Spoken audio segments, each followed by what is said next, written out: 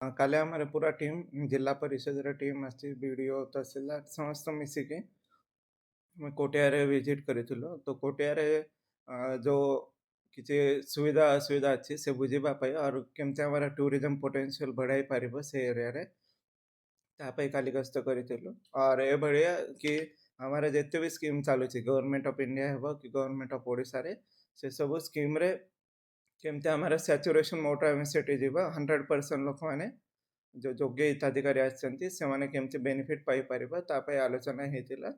और ପୁରା ସବୁ ଜାଗାରେ ଯାଇକି ଆମେ ଭିଜିଟ୍ କରିଥିଲୁ। କୋଉଠି ସ୍କୁଲରେ ଅସୁବିଧା ଅଛି ତ କୋଉଠି ଅଙ୍ଗନବାଡ଼ିରେ ଅଛି, କୋଉଠି ରୋଡ୍ ରାସ୍ତାରେ ଅଛି, ତା ଉପରେ କେମିତି ଇଣ୍ଟିଗ୍ରେଟେଡ୍ ପ୍ଲାନିଂ କରିକି ତାର ଡେଭଲପମେଣ୍ଟ ଠିକ୍ ହିସାବରେ ହେବ ତା ପାଇଁ ଟିକେ ସମୀକ୍ଷା ବୈଠକ ବି କରିଥିଲୁ।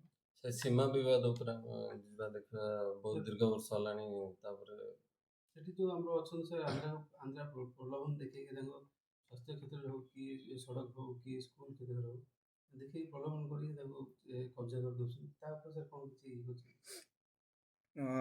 আমার ତରଫରୁ ଗଭର୍ନମେଣ୍ଟ ଅଫ୍ ଓଡ଼ିଶାରେ ଯେତେ ସ୍କିମ୍ ଅଛି ସେ ସ୍କିମ୍ରେ ଯେତେ ବେନିଫିସିଆରୀ ଯୋଗ୍ୟ ହେବେ ସେମାନଙ୍କୁ 100% ଆମେ ବେନିଫିଟ୍ ଦେବାରେ ଆମର ଚେଷ୍ଟା ରହୁଛି। ଆମର ସୁଭଦ୍ରାରେ ବି ସେଠି ପୁରା 100% କେମିତି ସାଚୁରେସନ୍ ହେବା ତା ପାଇଁ ଆମର ଭିଜିଟ୍ ହେଇଥିଲା। और ଯେଉଁ ସୀମା ପ୍ରଶ୍ନ ଆସିଛି ସେ ଲିଗାଲି ଦୁଇଟା ଷ୍ଟେଟ୍ ଭିତରେ ଯେମିତି ସଲ୍ଭ ହେବାର ଅଛି ସେଇ ହିସାବରେ ସଲ୍ଭ ହେବ। କିନ୍ତୁ ଆମର ଗୋଟେ ବି परिवार या बेनिफिशियरी ଗୋଟେ ବି ସ୍କିମ୍ରେ ମାନେ ବଞ୍ଚିତ ହେବେନି, ଏ ଆଡମିନିଷ୍ଟ୍ରେସନରେ ପୁରା ଚେଷ୍ଟା ରହିଛି।